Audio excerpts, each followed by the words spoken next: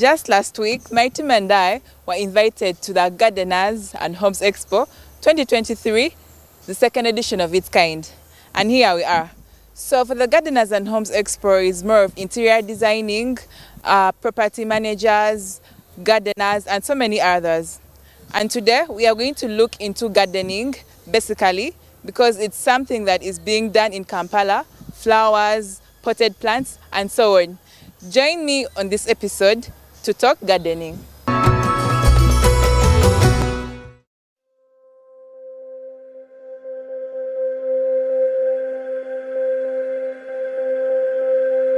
Gardening is the practice of cultivating and tending to plants, typically in outdoor spaces like gardens or yards. It involves activities such as planting, watering, weeding, pruning, and caring for plants to encourage their growth and beauty.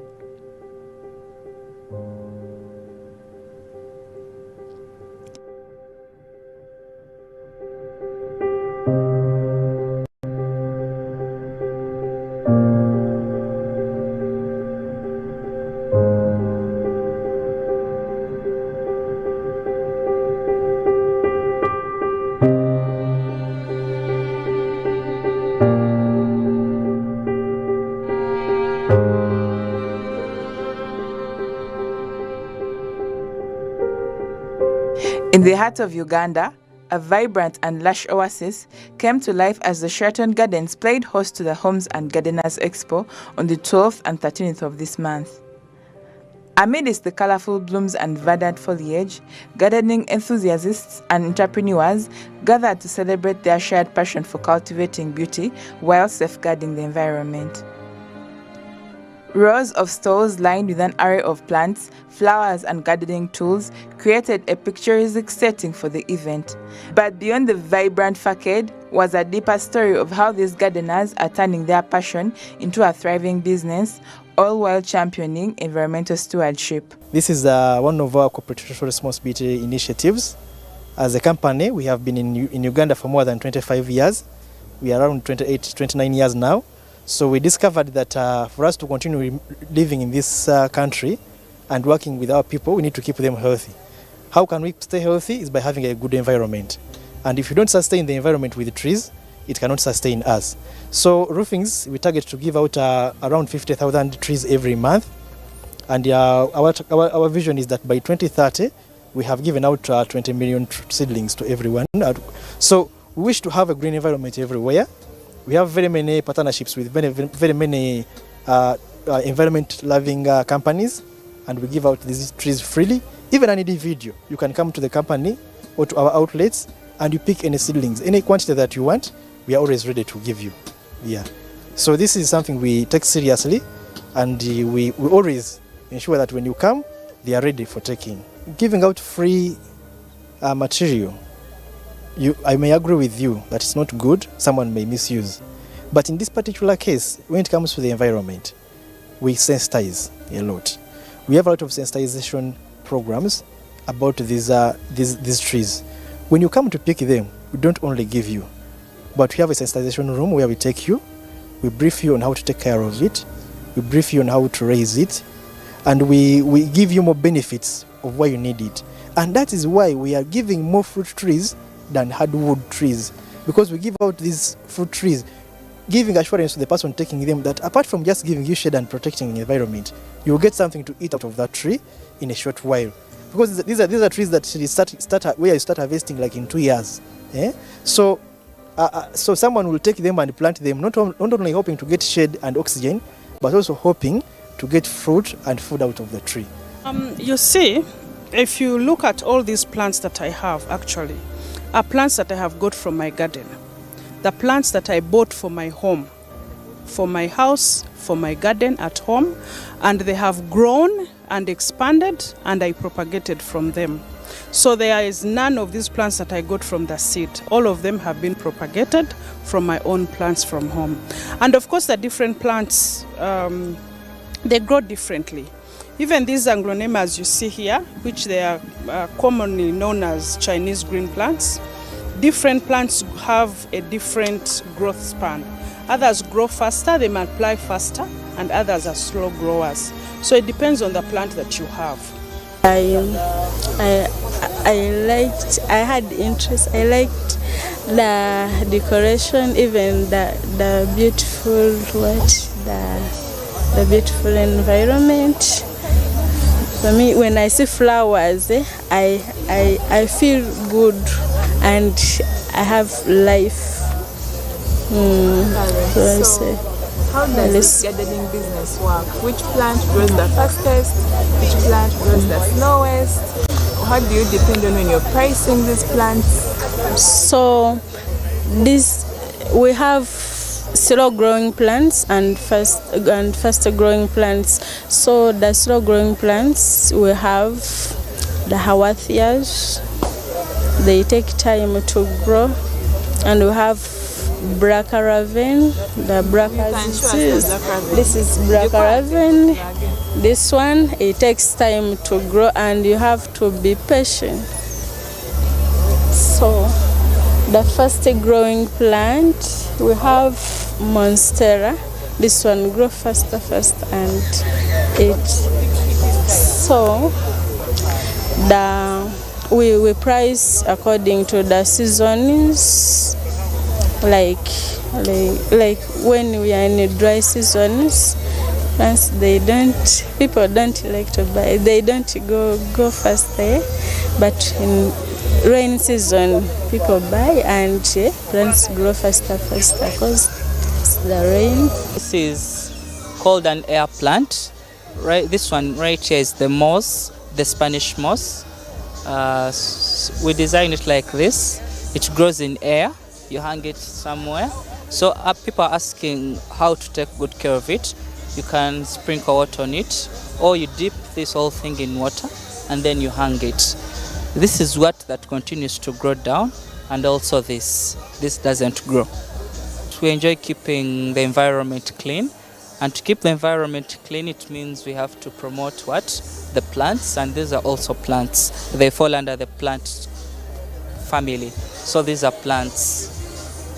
And if we go into details, the importance of plants, we could take a whole day. We know that we breathe out the carbon dioxide, and it is the plants that take in the carbon dioxide. We only need oxygen. So the plants detoxify our environment. So in that way, we go with the theme of sustainability.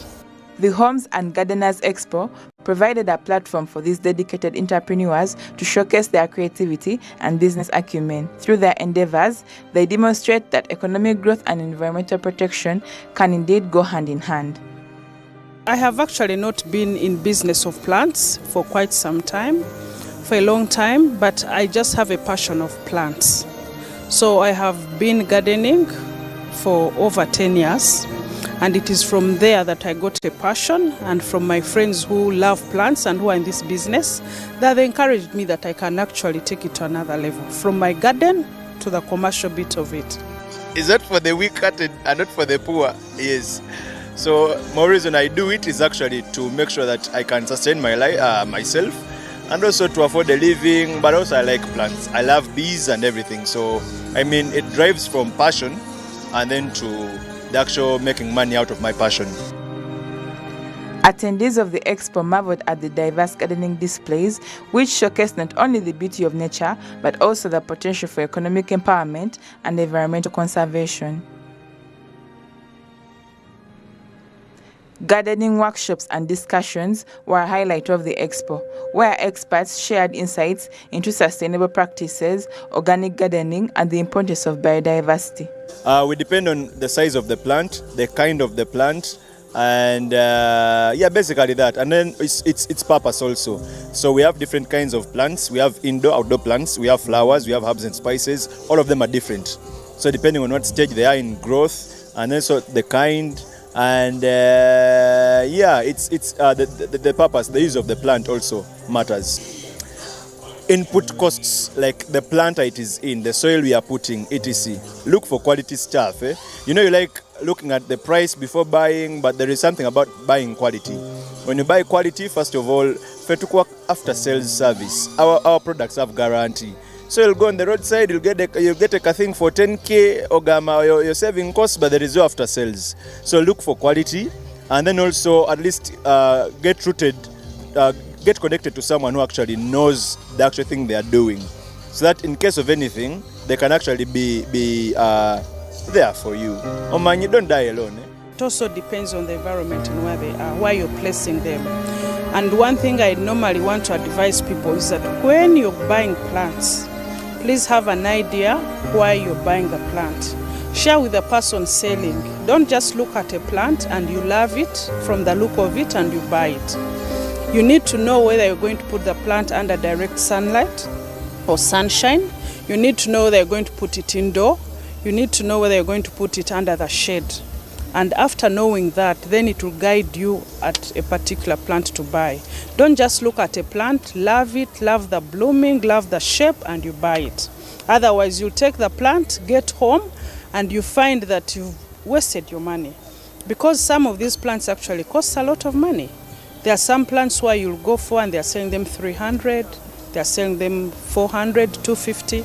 So imagine that you have bought a plant that much when you did not ask to be guided, and you reach that actually the reason why you wanted it is not what it is. Please, if you don't love the plants, don't dare going there, because they will actually respond like that. Because these plants, you need to get time. You need to have time for them. For example, I have this as my side hustle. I work, I have an 8 to 5 job, but when I go home, I need to look at my plants. My weekend, mostly my morning, Saturday mornings, are about my plants.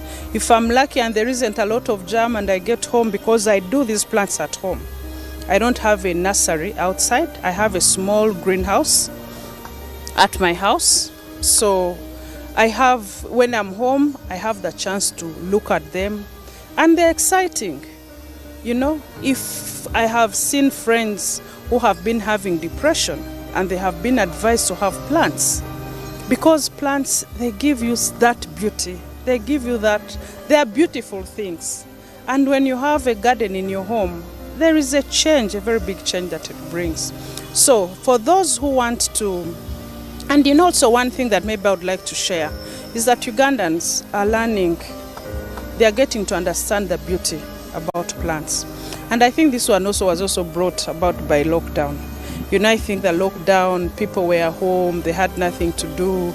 That's when you get time and you look at your compound and you actually see your compound is bare, and you look at a certain corner in your house and you see that this corner is bare, it needs a plant. And people have come to understand, because you find that since most of the time we're at home, people got interested to learn and to know more about plants, and also to understand the beauty that plants bring.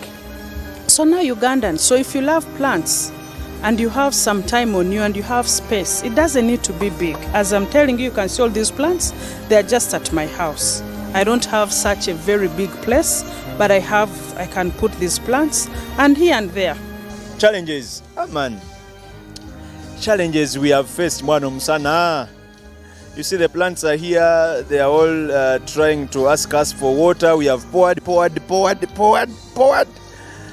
But yeah, but no problem. But the biggest challenge in the previous years was, funding. You have this big dream and everything, but just because of something, we had little money on us.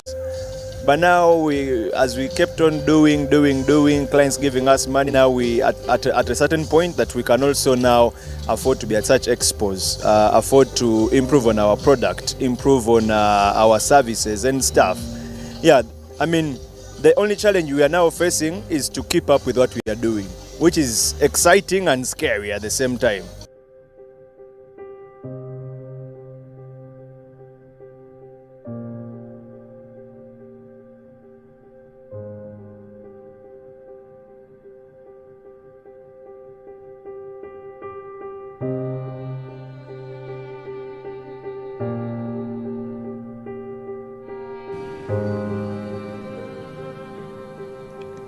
As the sun set on the final day of the expo, the Sheraton Gardens stood as a testament to the incredible potential of gardening as a business and a means of environmental protection.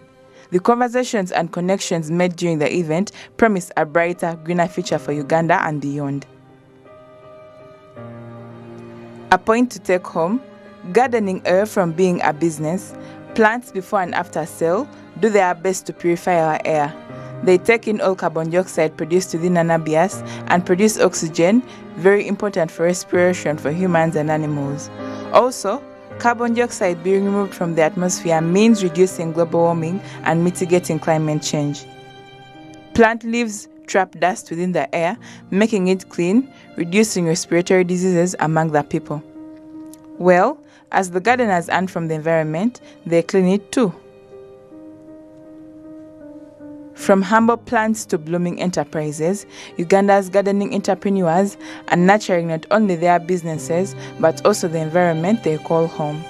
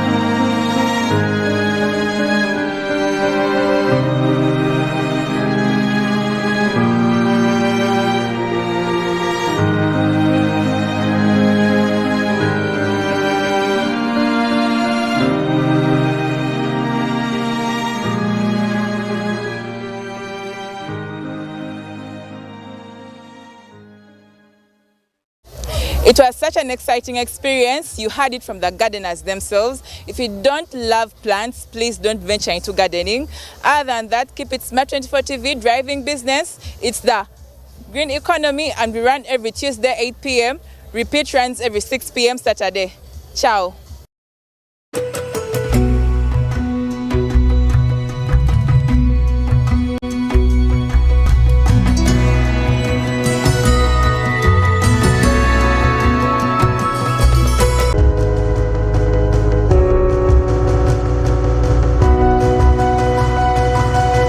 Smart 24, driving business.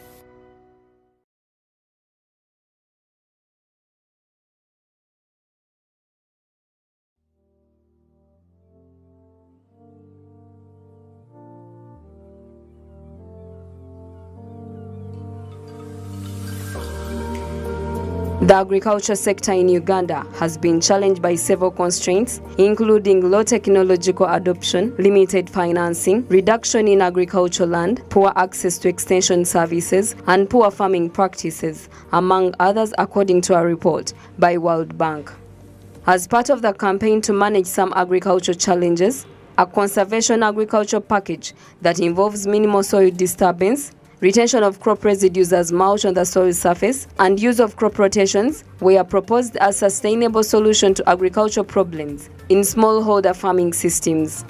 In Chankwanzi district, it was implemented by farmers on the Impango Nucleus farm. Livestock is an important source of income for more than 80% of the households in sub-Saharan Africa. In Uganda, more than 50% of the households depend on livestock for their livelihoods. However, livestock farmers still face the challenge of enough pasture, especially during the dry seasons, which has led to the introduction of silage. Now, silage is a green fodder chopped, compacted together in without airtight conditions. The reason as to why we have decided to use silage, it is because in the seasons of the dry season, it has been difficult to us in the sector of dairy production. You find a cow that has been giving around 10 to 15 liters. When it comes to the dry season, it is giving you only 2 or even 1. But we thought of this method and we said, why can't we plant our pastures? For example, maize or napier, such that when it comes to the dry season, we can harvest and give our animals. That is the silage. But currently we are using napier on our farm and it is working for us. When we started, for us we deal with the milk. That is our business, we sell milk. And then we are in partnership with Jessa Farm Dairy Limited.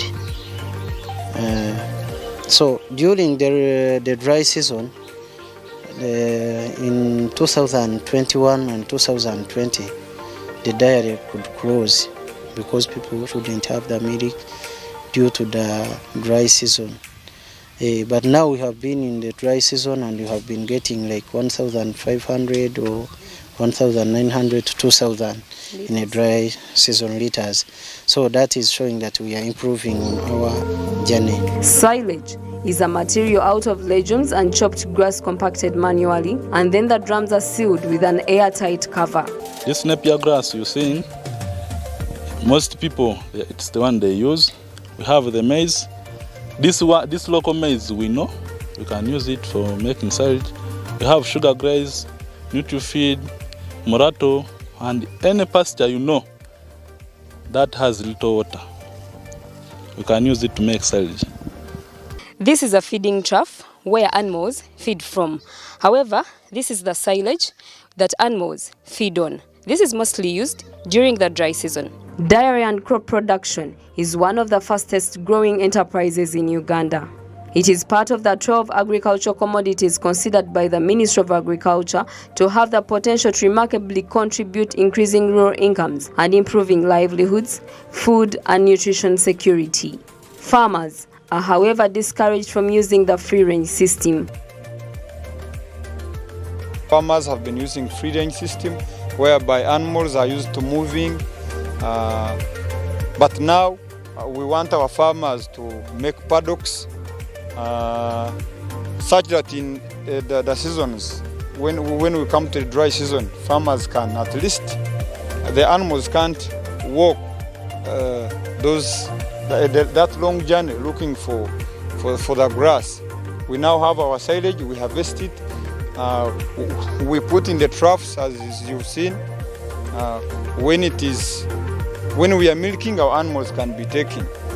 When we feel like it is the pasture we are using now. Free-range system, the disadvantage